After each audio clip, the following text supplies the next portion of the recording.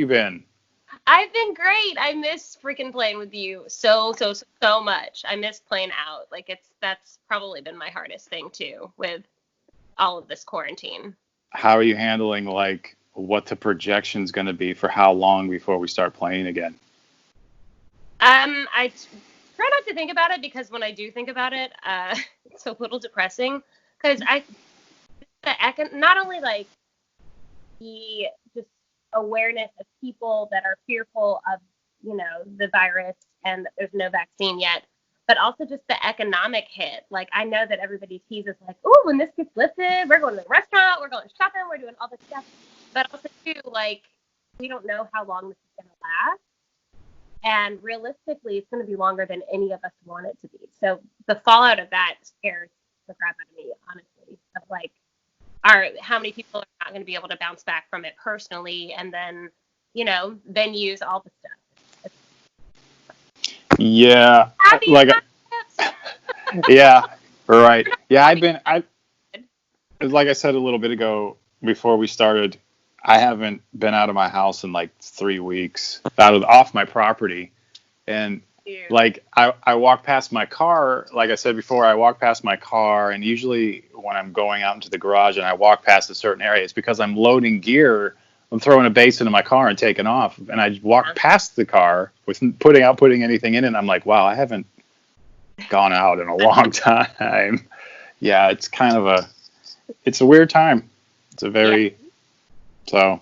I've had to find like little ways to keep my sanity of like either going for drives, even if we don't like get out and actually go anywhere. Like Todd and I were driving downtown just to kind of see how it felt with there being no one, which was insane. And it was eerie. It was exactly what I thought it would be. And then we drove through East Nashville, and there's still like the devastation from the tornadoes, which was crazy. But we were back on the interstate headed home to Donaldson, and he's like, do you want to go to Mount Juliet? And I'm like, where else do we have to be? Like, let's go. Yeah. So, cruising around, listening to some music kind of helps. And then I have like a little 3-mile loop around my neighborhood that I try to go for a run on to save my sanity somewhat. Yeah. And for people who don't know, I've been playing with Aly now for what? A year and a half, 2 years maybe? Yeah, almost 2. Yeah, and we're playing like every single week. We were around each other. We had so much momentum going, and I haven't thrown it away. I actually have it right here. My 2020 planner that I want to set right now, because everything I'm like, never mind. Oh, let me flip to August. Never mind on that one too. September, sure, I'll cancel that. Like, man, crazy. Yeah, and it's like, it's like all of a sudden too. It was like really busy, and everything's in the calendar, and we're good to go, and then all of a sudden, boom. Yeah. And no one would have guessed in a million years it would have been something like this. No, and I mean, I remember when it was first coming out, like it was just like little trickles of stuff, and then all of a sudden it was like more real than I think that it is. Like, I don't know if that's a millennial thing of like just being like, okay, it's great, everything's cool, Right. No. Yeah, and two, just not being able to perform. I am starting to get antsy. Like I said, I'm kind of a loner, so I was okay with being by myself. Oh, this is a month just being cool. But now it's like, man, I'm really itching to perform. Yeah, I wish I need someone smarter than me to create a platform, and maybe there already is, but I don't know about it, where like even everyone remotely, where there's no lag time, or I don't know if you have like your own personal like timer that blinks, and we all know we have to like stick with a click and go with it. But I think it would be so cool if there was some sort of platform where like the 4 of us as a band could still jam out and play together, but it'd be real time and there'd be no delay. Because I've been writing FaceTime, and I've learned ways around the delay, but with a band performance, there's no freaking way. And I was thinking too, like especially platforms and social media platforms like Facebook, when these live streams, when people want to do live streams, mm-hmm. Facebook should set something up where they allow the artist to say, you can view this, but you have to pay a certain fee up front. Yeah. So it's actually more like a gig. Yeah. And And like, I know I've seen some people like attaching like their Venmos or their PayPals. So I know that is one way to kind of like encourage people. There was a platform, I can't remember what it was. I think it kind of went away though, where you could set up like acoustic shows. So it was like you could set a ticket price, like you could say, hey, it's $5 to view this, and then when you sign up, automatically charge the $5, or you can donate. I wonder if that was Periscope. Oh my gosh, I forgot about Periscope. Remember Periscope? Yeah. It was like so cool for a little while, and it just like nobody used it anymore. I feel like it just got very inappropriate. Yeah, probably, yeah. People from Germany are like, "Show me your boobs," and then you're like, "Yeah." You know? There's always those guys. Yeah, there's always that person ruining it for everyone. For everybody. But yeah, so Sorry, about the out later. Yeah.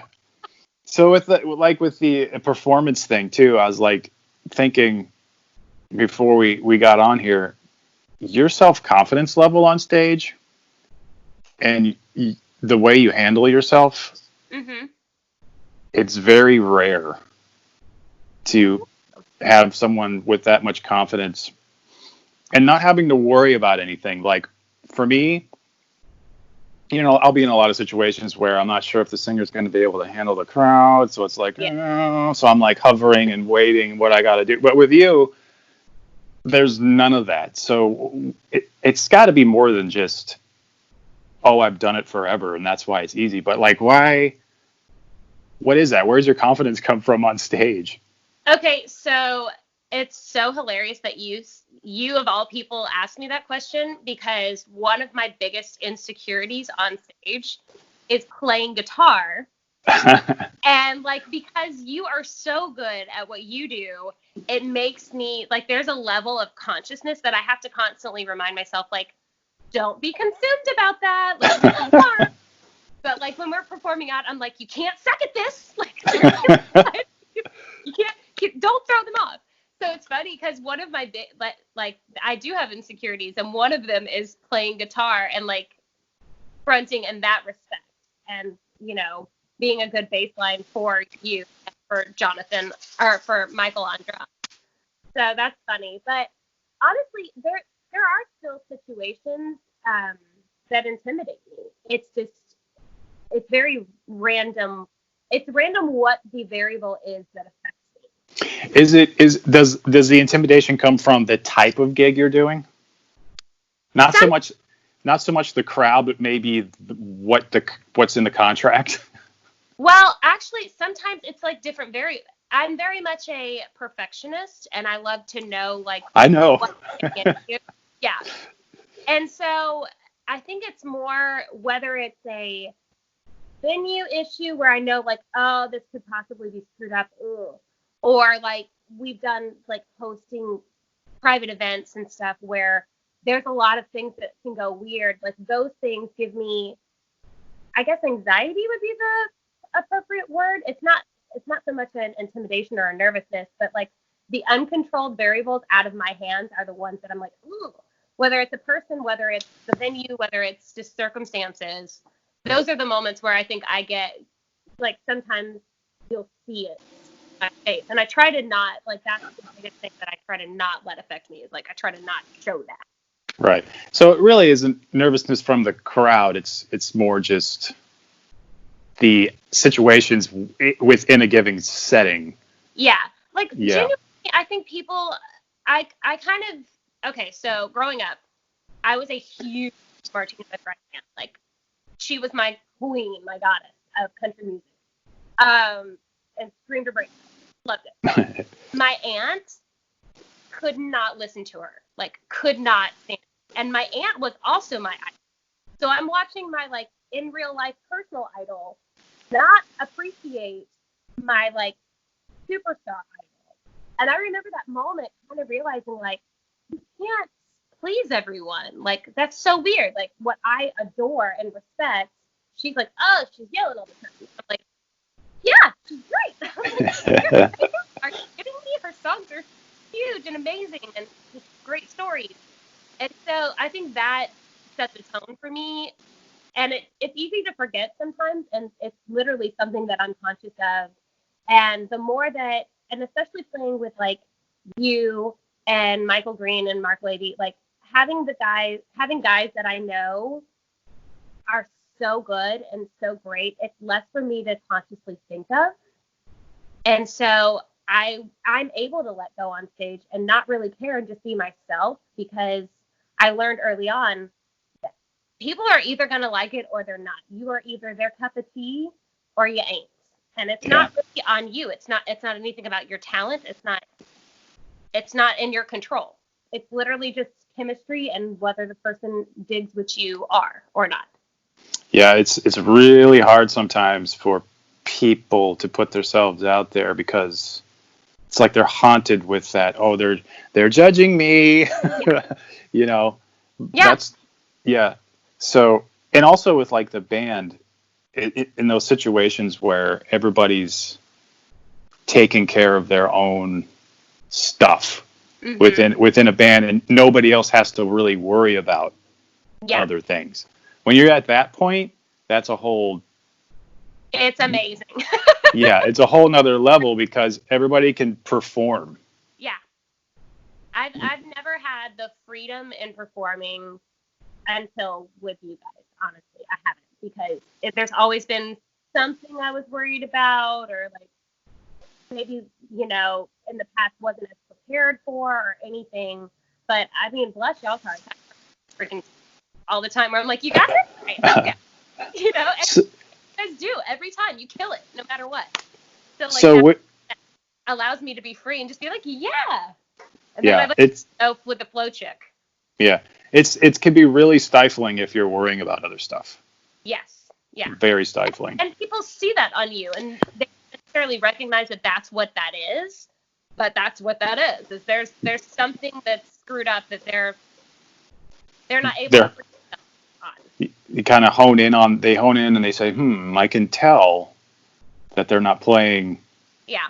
It is cool though when people walk by a venue that we're playing in and they like, oh, we have to go hear these cats because they're awesome. Yeah. not to brag. Like I don't think people realize the power that they have as an audience.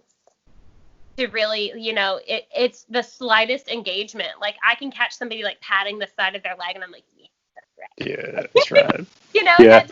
That's where to guide the show, like for different crowds, because we are, especially with our band and our repertoire, like the original stuff has its own vibe, but with any cover stuff that we do, we're able to go so many directions that it's fun to like see a crowd and be like, okay, we're going this route, So you're pretty diverse and I don't just mean like when we're doing the working gigs. I mean like your actual art. Yeah. is pretty diverse. So let's get into that. Like, so you have this influence when you're younger. Mm-hmm. When did it, because I'm curious about this, when did it start for you? When were you like, oh, this is what I want to do, hurry up and give me a guitar? So I guess my very first solo ever was in church. I was 5 years old. I sang That Little Baby by Amy Grant, and like there's a video of me just like standing there in this little white dress, like singing. I'm like staring at the ground, like nice. It's so awkwardly adorable. But then I all throughout middle school and stuff and elementary school, I always just wanted to sing. I never really cared about it being like a profession, because I think I knew like how challenging that was even at that age. I was like, yeah, it doesn't seem that simple. Like, I feel like a lot that goes into it. But there was a defining moment for me that I had been, always performing out and stuff and in church choir and things. But there was a VH1 show, Driven. I don't know if you ever watched that. Mm-mm. But there was a whole, like, it was a Saturday afternoon where they back-to-back played, and it was all the different stars of the time, like Britney Spears, Aguilera, Lindsay Lohan, Jessica Simpson. Like, they went through all of these, and mostly female artists, and kind of tell their story about how they got started and everything. And I was just so inspired by that. And I'd already been wanting to perform out more. And I remember just walking into my mom's bedroom and I was like, I can't do this on my phone. Sorry, what? And I was like, I can't call venues. I'm 12. Like, this, I need your help. And I like just marched back out. Like I was inspired. So good for those producers of that show because Nice. It works.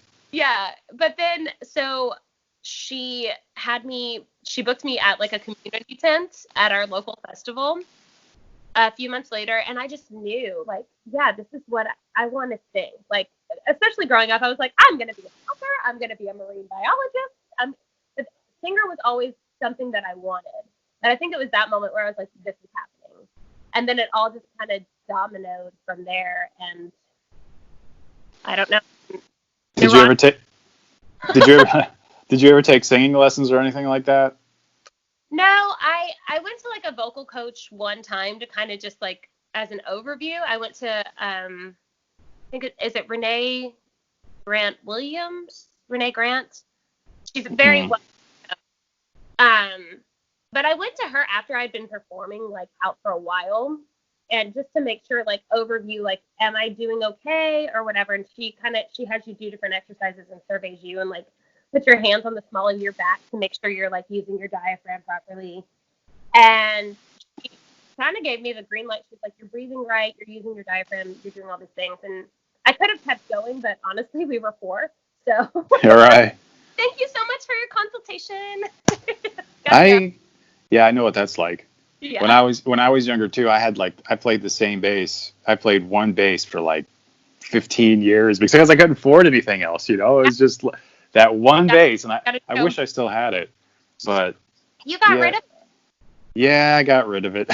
A long time ago though. I was like 18 when I got rid of it, and I replaced it. I upgraded, but now I'm like, crap. I wish I still had. You to have just the evolution of your basses. Yeah. But you have a great instrument, your voice. You really have like some people will have really good ear, but their instrument will be okay. They have something that's okay to work with. Yeah. Very few singers will have both, like their ear together and a really good instrument. And you have both. Well, yeah. Yeah. Every time I request the Princess song, one more I'd break. Yeah. But so when did you start writing? Well, so the writing thing, honestly, I was a little hesitant about. I was insecure. Yeah, scary. It's very scary, especially in Nashville. Co-writing is such a big thing. So I'd went around really young. I was like 14, 15 years old. I went to a bunch of different publishing companies in town because up to this point I'd been singing cover songs. And like I had my little crappy CD of 10 karaoke track cover songs of me singing along to it. And I knew like I had a lady that was kind of helping me out, and she was like, you need to get your own songs. So we went to different publishing companies, but being at that age, and I've always been kind of an old soul. And I remember actually performing at a contest one time where I sang Break It To Me Gently, the Brenda Lee Juice New song. And I think I was like 13, and the judge knocked me. Like, your performance is great, everything was great. I just don't agree with a 13-year-old singing about being in love. I was so pissed. The defensive side of me, well, I have plenty of friends that are my age. They believe that they're in love, whether they actually are, whether this is puppy love or a crush. In their mindset, they believe that they're in love. So right. It's really, if you're able to emote the emotion, even if you don't agree that it's authentic, why should I get penalized for that? Ooh, that's so mad. Anyway, so we went around to these publishing companies trying to get songs. Every song was either, it felt very light. It felt very not authentic to me. Especially when you're like, it's a 14, 15-year-old artist. They're like, okay, here you go. Right. And they just weren't songs that they were well-written songs, but they weren't anything that I connected with. And so that's when I was like, I'm going to have to write. Oh, crap. Okay. And got thrown in the room with some really, really sweet friends that mentored me amazingly. And that's where I started to learn kind of the process and the craft of it. I'd always like thought about writing songs, but I'd never been brave enough to do it. So just being shoved into the situation by necessity was kind of a blessing. And then it took forever to get over that hump though. I think it's such a vulnerable situation, even though you're only in the room with maybe one other person, people, but especially if you're the amateur and you respect the people you're with, which you should, it's intimidating as hell. Like it's, you don't want to throw some melody out and then you're like, oh God, that sucks. Like the second you do it, you're like, never mind, I'm so sorry. Yeah. Yeah. So that was a big hump for me to get over. And it took years. I don't think too, a lot of people who aren't in the songwriting loop don't realize that the great songwriters write a lot of songs. Oh, yeah. It's absolutely a numbers game. And not only that, it's something you actually have to practice. It's like practicing anything else. It's you learn how to weave in and out of things and how to make a melody fit and how many times, the first verse will be this long and let's shorten it here and make the chorus longer here.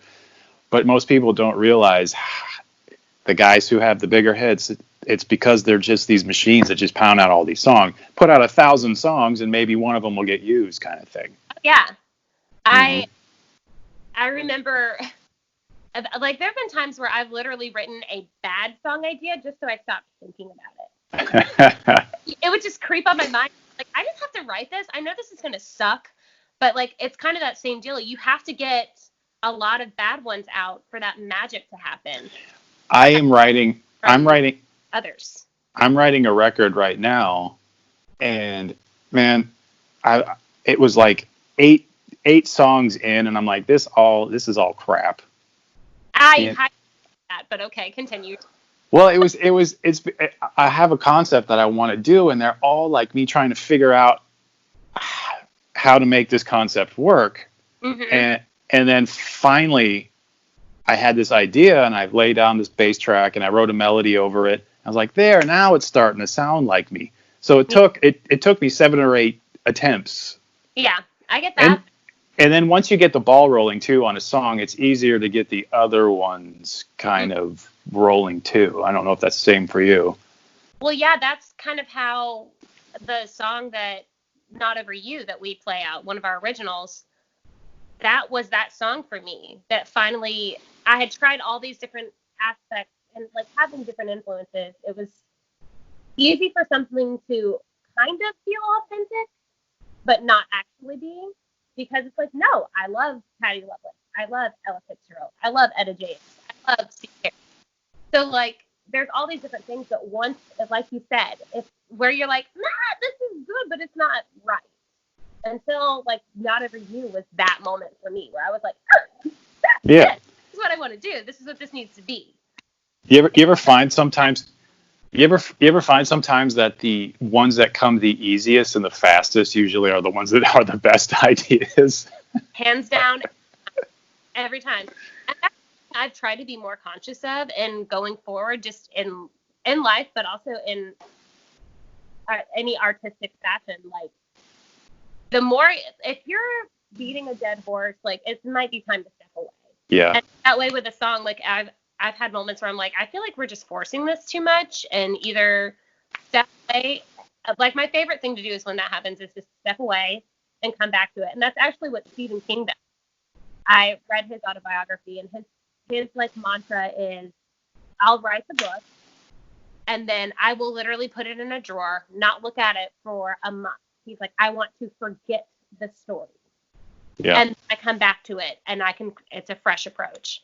I'm like, is just like step back, forget about it, and then come back, and then you're like, it's so much easier to see what was missing, what was wrong, what was right. When coming back with fresh ears, even like recording sessions too, coming back with fresh ears, like just stepping away from it, you hear everything different. Because like when you're in the moment, you're just trying to hone in on one thing sometimes, and that one little thing is all you're hearing. Yep. And then you got to get away from it, forget about that little thing, and come back. And then when you come back, it's like, I can hear better now. Yeah. It's funny. So KB, when he was producing Candy Beard, great songwriter, producer, first guy that really worked with me when I moved to Nashville.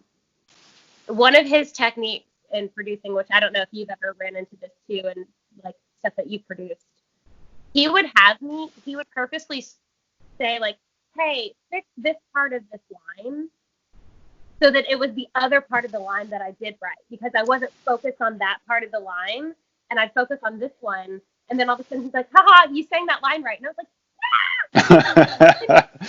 and I want to do it right. And so it was so funny that just your mental things that you start focusing on free you. Like when you're focused on that, you're so free to do these other things better. And right. When you're not over.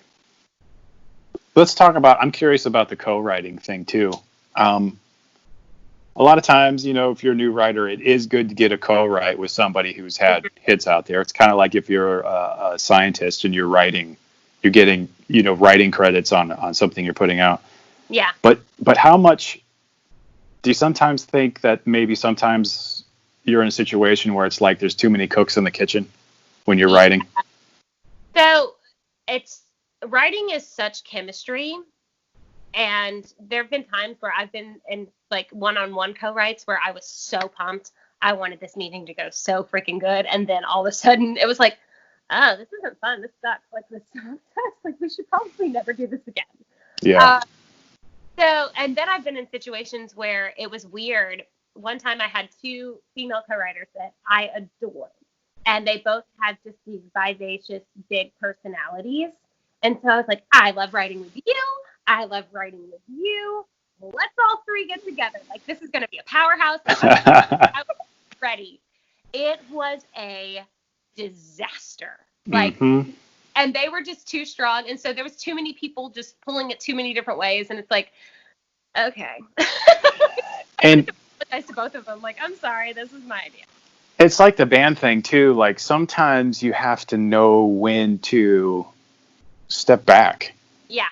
If someone's got a better idea than you, then go with it. Yeah. And that's a big thing. Like, I always give a disclaimer when I write with a new person. I'm like, I have thick skin. My feelings will not get offended. Like, I want this to be the best song. Same with the band stuff. Like, if I'm singing something that I don't need to or it doesn't work, I need you to tell me that, because you don't always necessarily hear it as the artist or the writer or whatever. You're personally attached to certain things sometimes and just don't hear it. So it takes that other person to rein you in. And so I give a disclaimer. I'm like, I will not be offended. Please tell me if you don't like a line, be like, that's supposed to be.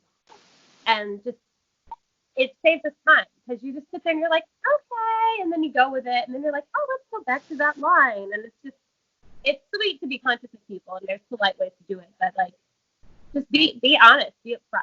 And it's creative, and we're all there. We're all rowing the boat the same way. So yeah. Row at the same pace. Some people, the chemistry thing too. I can think of guys right now that I have co-written stuff before, and it's like, oh yeah, that's easy. But again, the reasons it's easy is because they let themselves lay down. They put the bullshit at the door. Yep. And they don't bring it into the session, and they listen to each other, and they're able to step back and say, that's a great idea. It's better than the one I came up with, and let's go with it. Yeah. And it's kind of like, it's the same when you're on stage performing. It's listening is an art that a lot of people don't have mastered. Yes. Yeah. Go ahead. So many times on stage with y'all that I just, like, I literally sit back and I'm just smiling because I'm like, this is freaking great. And it's good because it melds, and everybody's rowing the boat together. No one's having to be in your face. Everybody shines at the right moment. It's beautiful when it happens. But you're right. It's rare because people let their own egos and shit get in the way. And it's like, don't do that. Like, yeah. And it was a happy accident, too, the way the band came together. I know! It was great! It was like, boom! It was like, wow, this is a great band. This is awesome. I know. Because Mark and I... that it took me this long to find you guys to get it all together. I'm like, why wasn't I, like, 17 and this right here? Because Mark and I had this... we have a history of working together Yeah. And we were in another band that was doing all these dates, and that dissolved. And Mark and I were just like looking around, like, What do we do now? how can we keep playing together? you know? Yeah. And one thing led to another, and he was like, well, I wonder if Aly would be interested. It's like, hit her up. I know. It- It was so, and it was funny, even me reaching out to Mark, because it was when you guys were really busy with the band that you were in, I kept trying to get Mark to play on gigs with me. And I told him, I admitted this later, like there was an insecurity part of me that was like, do you not want to play with me? Like, but you guys were just genuinely busy. yeah. And like the stars just happened to align that one gig where Mark was like, oh, I'm available. And I was like, really? And Yeah. you in, which was the best blessing ever. And Michael, and it's great. Because he and I also, we got stuck in this situation where it was like we had dates in the book that we all of a sudden couldn't meet. Yeah. Remember that?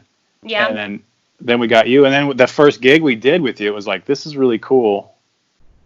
Then we got Mike on board. Yeah. Now it's just killing band. So good. So He's sad also talking about it because I just want to play a gig with y'all. I know. Well, like, can we socially distance do a performance like in someone's driveway? Well, I'm thinking what'll probably happen is at some point people will just get tired of the having to do this. Yeah.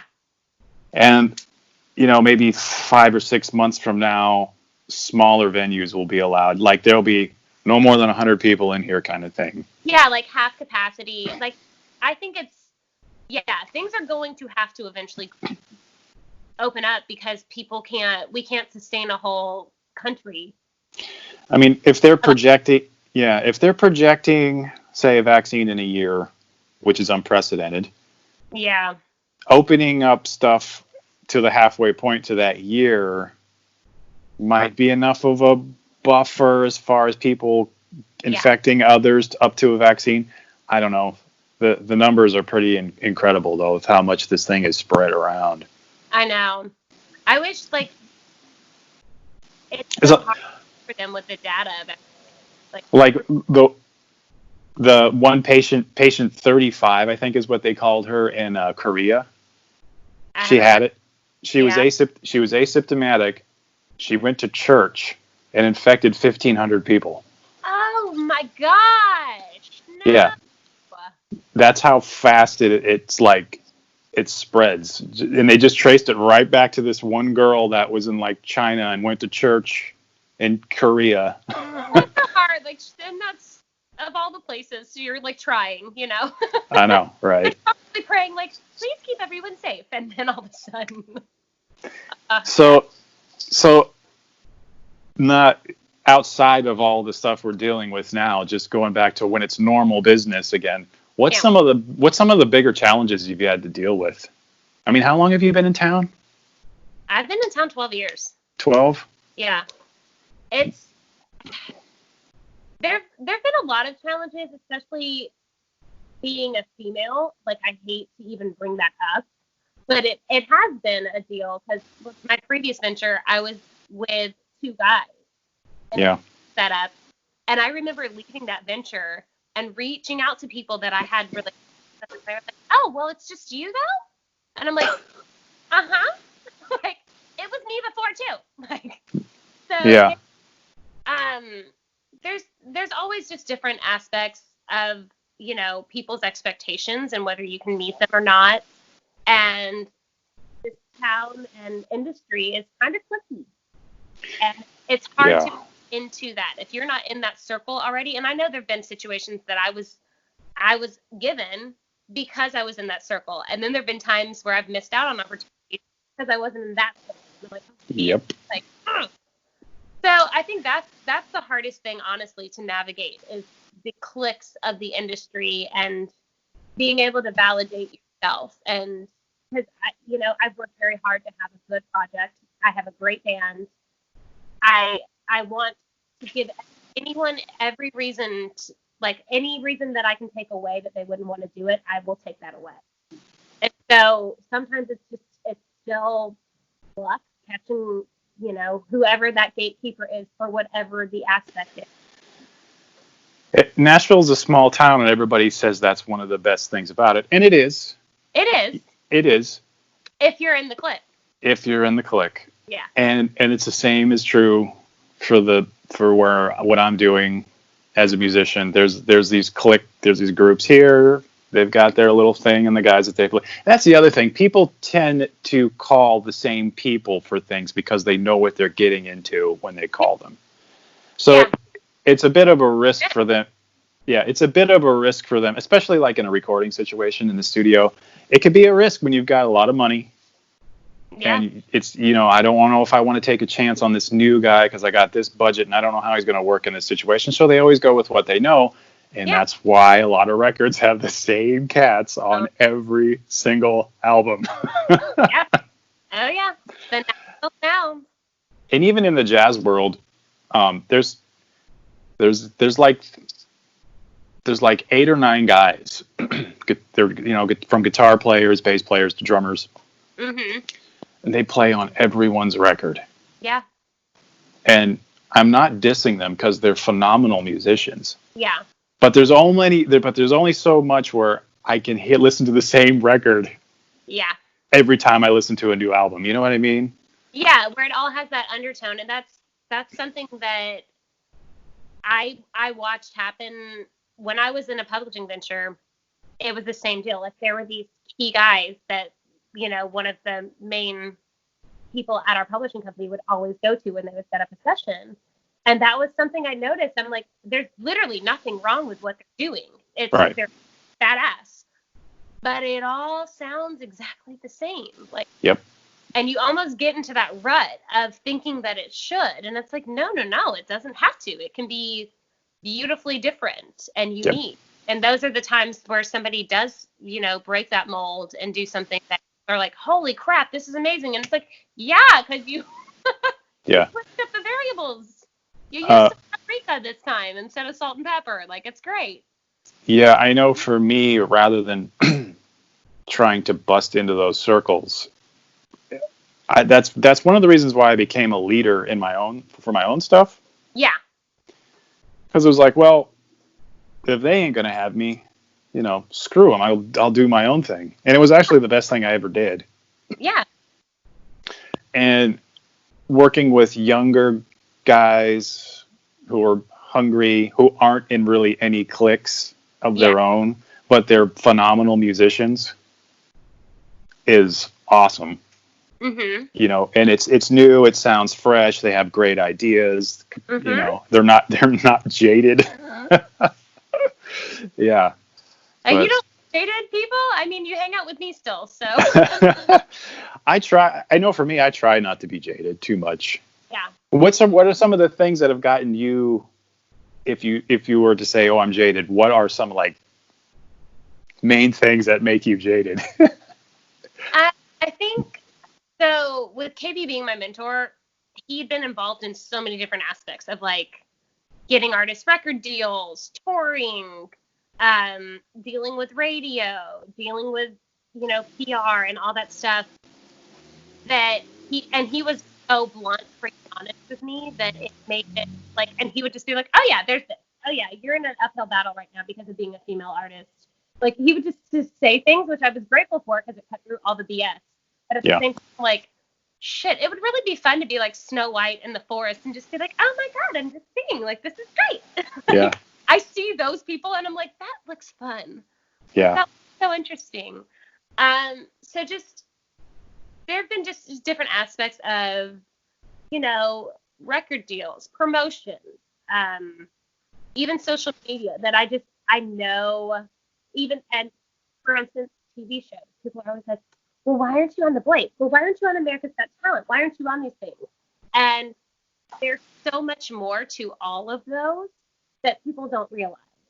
It's casting, and it's a story, and it's making the music and the story connect.